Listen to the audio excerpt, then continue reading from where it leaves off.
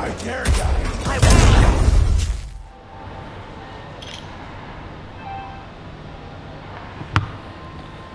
This is Apex Legends, one of the most popular free-to-play battle royale games out there.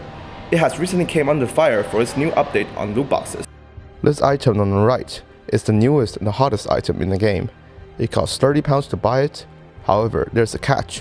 Players have to spend minimally £120 to unlock boxes just to gain access to buy it. With loot boxes becoming a common sight in free-to-play video games, concerns are being raised over the age appropriateness of these mechanisms. I spoke to both sides of the debate, a parental advocate raising awareness for video game addiction, and a trade body representative defending the gaming industry. Up until 16, we're still teaching our children about money transactions.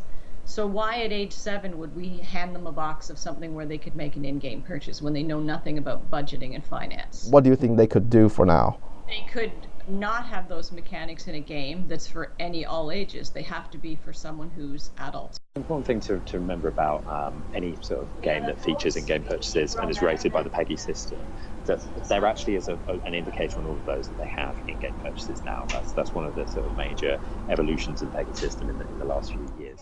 And then with loot boxes in something like FIFA Ultimate Team, it's a way to unlock content in a different way that quite a lot of people do enjoy. When you are looking at those mechanics and looking at what age they're appropriate for, it's important to bear in mind that the biggest authority in the land in terms of gambling regulation has said that they are not gambling. Darren Worth, a senior supervisor of the NSPCC helpline, talks about his experience of dealing with kids struggling with in-game expenditure. We do sometimes hear from young people who've had difficulties with games where they've kind of felt the need to spend money or been encouraged to spend money. It can lead individual young people, leave them feeling stressed or anxious or in really difficult situations.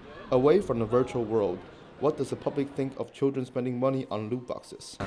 I think they put age restrictions on games, so to some point they shouldn't be playing on a game if there's an age restriction on it. If there's no age restriction on it but there's still the option, then there should be a limit on what they can access. It's the freemium model, isn't it? So people download the game and then basically, they're tricked into having to spend money inside the game. Yeah, it's not ethical at all. I just think once you bought the game, that's it. Local game developer Andreas Fernigal has so far avoided implementing microtransactions into his games. He recognized the impact loot boxes have even to game developers. I think loot boxes definitely have kind of changed the way some games are made. It has to be, because you're encouraging people to spend money essentially. If you've got a company that's really doing bad things, it's the equivalent of selling cigarettes to children, isn't it?